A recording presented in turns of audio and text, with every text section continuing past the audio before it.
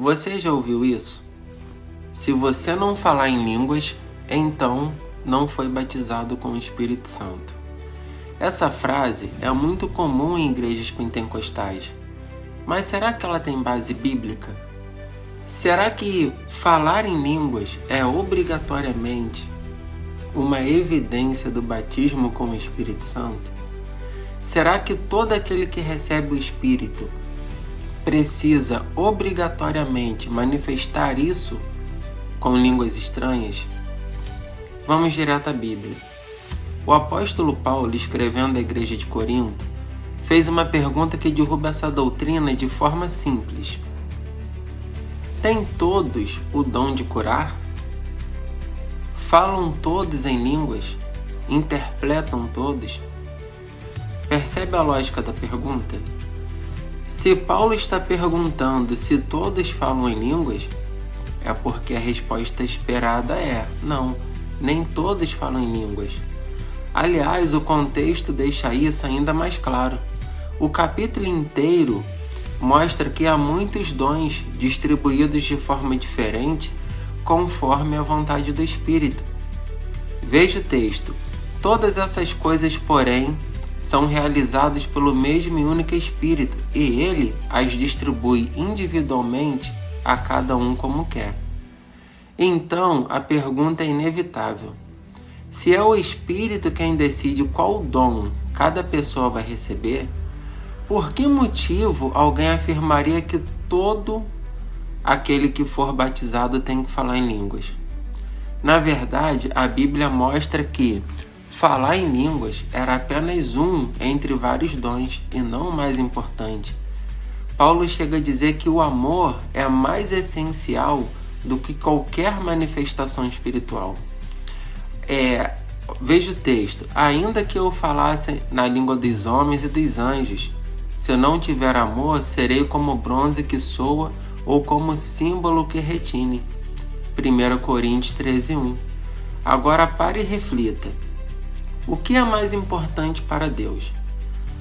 Falar em línguas ou viver em amor, justiça, perdão, verdade?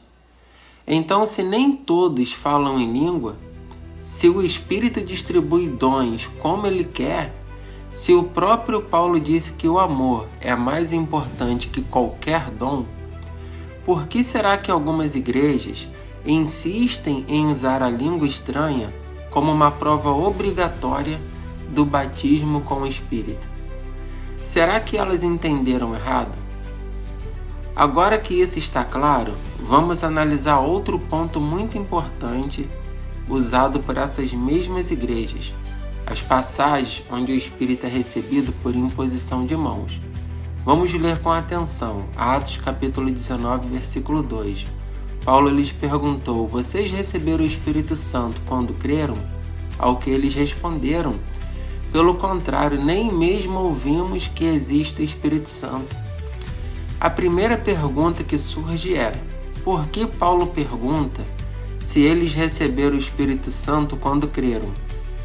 A resposta é simples, porque Paulo acreditava que o Espírito é recebido no momento da fé. A pergunta não foi: vocês já falaram em línguas? Ou alguém impôs as mãos sobre vocês? Não. O que ele perguntou de forma clara foi: vocês receberam o Espírito quando creram? Agora reflita comigo. Se o batismo com o Espírito fosse algo à parte, ou seja, separado da fé, Paulo faria essa pergunta? Agora a reação deles revela algo ainda mais. Pelo contrário, nem mesmo ouvimos que existe o Espírito Santo. Ou seja, eles nem sabiam do Espírito porque, na verdade, a fé deles ainda não estava completa. Eles só conheciam o batismo de João. E o que Paulo faz? Ele anuncia a verdade sobre Jesus. E o que acontece logo em seguida? Aí você lê o versículo 5. Eles, tendo ouvido isto, foram batizados no nome do Senhor Jesus. Ou seja, eles ouviram, creram e foram batizados. Isso confirma exatamente o que Paulo ensina em Romanos 10:17, que a fé vem pelo ouvir e ouvir a palavra de Deus. E depois disso, Paulo impõe as mãos sobre eles e eles falam em línguas e profetizam. Mas agora vem a pergunta crucial. O que veio primeiro? A imposição de mãos ou a fé e o batismo no nome de Jesus? Claramente, a fé veio primeiro. Eles creram após ouvir e foram imediatamente batizados. A imposição de mãos foi algo posterior, entende? E parece ter tido um propósito específico naquele momento. A manifestação de dons como línguas e profecias talvez veio para confirmar o início de uma obra em Éfeso, ou para uma capacitação específica para aquele momento. Mas novamente eu pergunto, isso quer dizer que toda pessoa que recebe o Espírito precisa de ter alguém impondo as mãos? Ou que todos têm que falar em línguas depois de crer? A resposta está na própria Bíblia, quando Paulo diz: falam todos em línguas? Têm todos o dom de profecia? 1 Coríntios 12:30? A resposta esperada é essa: não. Então, o caso de Atos 19 não prova que o batismo com o Espírito depende de imposição de mãos.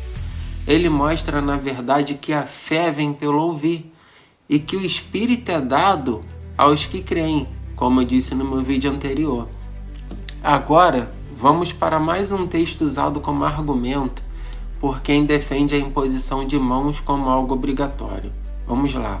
Atos capítulo 8. Vamos olhar o que realmente aconteceu ali. Observe o texto. Pois o Espírito ainda não havia descido sobre nenhum deles, mas somente haviam sido batizados em nome do Senhor Jesus. Atos 8:16. Isso levanta uma pergunta importante. Por que o Espírito ainda não havia descido se eles já haviam crido e batizado? Aqui está a chave. Até aquele momento, somente os judeus estavam sendo alcançados. E os samaritanos eram um povo misto, que era metade judeu, metade gente. E havia muita resistência e preconceito entre esses dois povos. Só que o plano de Deus, ele nunca foi alcançar só os judeus. Jesus disse claramente em Atos 1:8 que os discípulos seriam as suas testemunhas em Jerusalém, na Judéia, em Samaria e até aos confins da terra. Ou seja, a salvação também era para os samaritanos.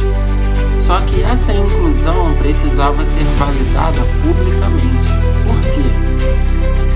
Porque se o Espírito descesse diretamente sobre os samaritanos, sem nenhum apóstolo presente, o risco da divisão de igreja seria enorme. Poderia surgir um grupo separado. De um lado, os judeus que eram convertidos e de outro, os samaritanos que eram convertidos. E aí, cada um com as suas próprias experiências, com as suas próprias doutrinas. Então, o que Deus fez?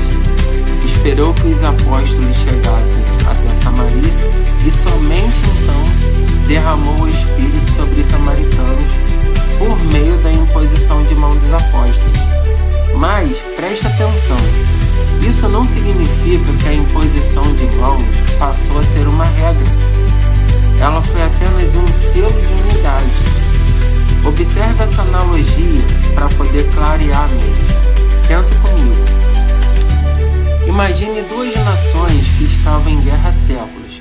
Um lado decide fazer as pazes, só que o outro povo só vai acreditar que é para valer se o líder da outra nação vier pessoalmente e apertar a mão do novo aliado. Não é que o aperto de mão que vai fazer a paz acontecer. Não é isso. Só que a presença de uma autoridade maior sela a reconciliação. E foi isso que aconteceu em Atos 8.